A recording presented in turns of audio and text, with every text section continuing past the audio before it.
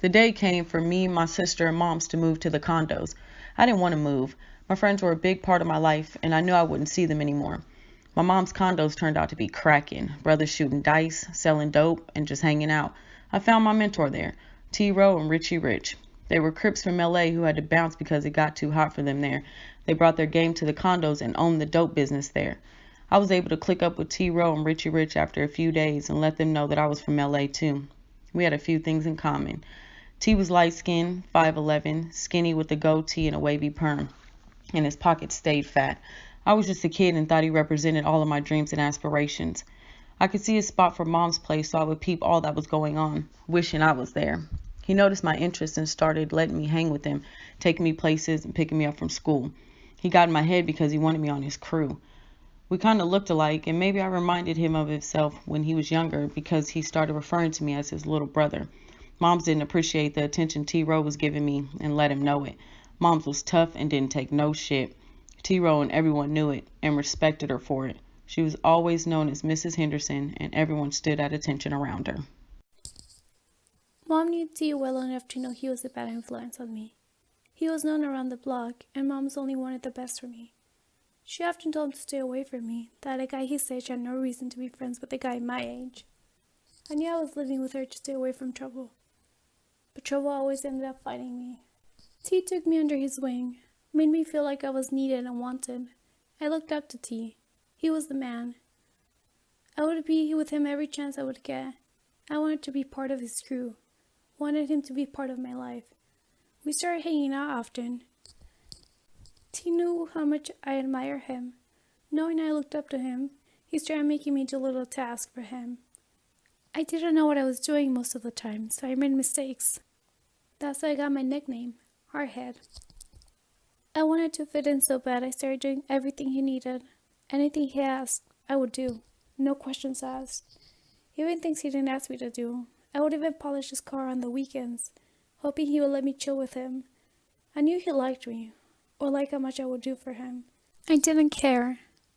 I wanted his friendship, but also knew he would take advantage of my loyalty.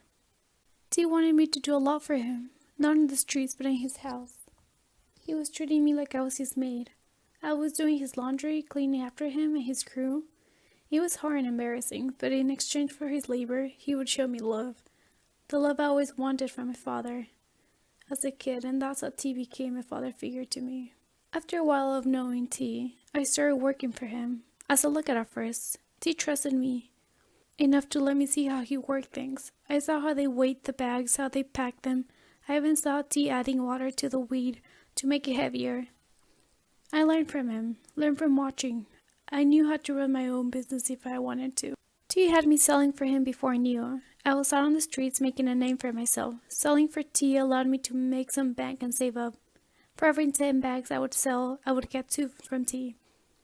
Everything was great. The only problem I would encounter was Mom. She would have beaten my ass if she knew what I was doing. I would only sell when my mom wasn't around, and try to stay away from T and his crew when she would come back from work.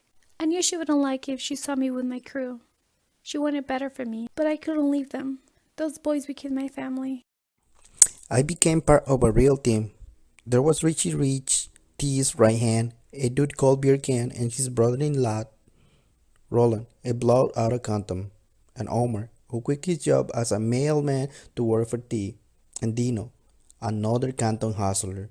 I used to carry a roll of 400 in my pocket once I began to work for T, and I spent all my money buying Gucci watches, gold chains, jackets, and jeans. When I saved enough money, I bought my first car, a '68 Cadillac, from a white man from East San Diego. Even though it was a great car, my mom and my sister make fun of it because it was an old battleship, and here I was, this skinny and little boy behind the wheel. I think my mom did not want to accept that I was a drug dealer. She let herself believe that I have saved up enough money to buy the car by cleaning up the contents. On the other hand, there was T, who really liked my new ride. Once he told me, "Man, this is a cool car right here. Later, he showed me how to dress it. Once I became closer to T, I told him that I want to get the rims from the next car we'll steal. Eventually, he gave me some big hot spot rims. I helped it by keeping socks up in my house. I started pitching off his stash. A few bags here, a few bags there, stacking my own little money on the side. I was always dreaming to become a man, someone similar to T, because he was a jack, a car thief, a master manipulator, and a jacker. T was so fucking charismatic. Almost all of the women loved him. Yeah, right. Do not let his personality fool you, because T and his crew will go out, break into your car, snatch the injection, and sell off the car in pieces. So I started working with them. There was this one time where we had to go in and steal the car from this one guy who would just call him Mexican. At the night of the operation, we all wore black and headed out for the move. I was on the lookout while T was in the getaway car with a pistol, while this other guy named Jake and this other dude called Black Jesus break into the target car. I was nervous and excited at the same time, but not long after we're there, the Mexican ran out and shouted, "What the hell are you doing?" So T fired some shots at him. Not to hit him though. None of us wants to catch a murder case, but just to scare him off, and it worked.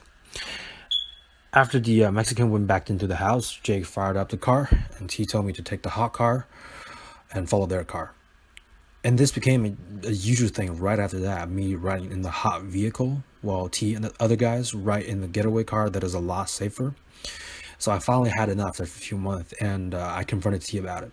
Because not only did I have to go through the most dangerous jobs for the operation, all I ever get for the operations are the bad parts of the car. I'm not getting the hydraulics, nor the engines and the wheels. I always get the bad parts like the rear view mirrors. So I confronted T, but he shook it off like it was nothing and said it was all good and fun because I'm just learning. So as a revenge, I broke into T's apartment while he was away, and I stole some of the hot hydraulics that T had been stashing there. But apparently someone saw me coming out of the apartment and told Richie Rich about it.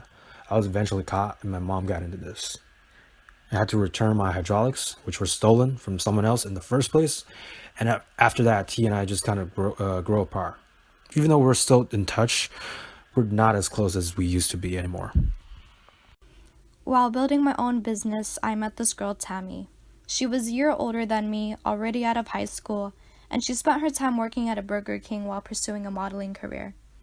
Her family really liked me too, and her mother would often cook for me. Tammy ended up being the first girl I ever had a serious relationship with. A month later, though, Tammy told me she was pregnant. I was only 17 at the time.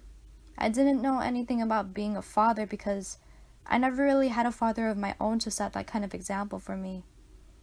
Tammy's mother thought I should take on some responsibility, so she got me a job at the printing company where she was secretary. One Friday night, T and I met up at a Jack in the Box. It was this very night where I had been introduced to the ultimate game changer in my drug dealing business. "What's up, hardhead?" he said. "How you been doing?" "I've been cool, man, just getting my grind on." "I want to talk to you about some new work I got going on now. You know I ain't fucking with that weed no more." "Is that right?" I said. "What are you doing?" T bent over and went down in his sock, pulled out a little plastic bag with some white stones. I asked, "What's that, homie?" He said, "Remember when we used to sit back and talk about making millions? This is the meal ticket, hardhead. Rock cocaine. There's gonna be enough for all of us. You want to get down with me?" "Hell yeah," I said. "Show me how it works." From that day on, I was selling crack like crazy. My business was so good that working at the printing company became useless. I gave my 2-week notice and devoted all my time to the crack game. By 1984, T lost his temper on some punk-ass shit. He was at a car show where a guy he had some beef with was there as well. The guy punched T to the ground, and that's where things took a turn. T got up, aimed his .25 at the guy, and shot him. He didn't kill him, but he still got some time in jail for that. With T gone, I began to establish myself as an independent player and move out of T's shadow. As the months went by, my dollars were stacking and business was getting better by the day. I was becoming the man.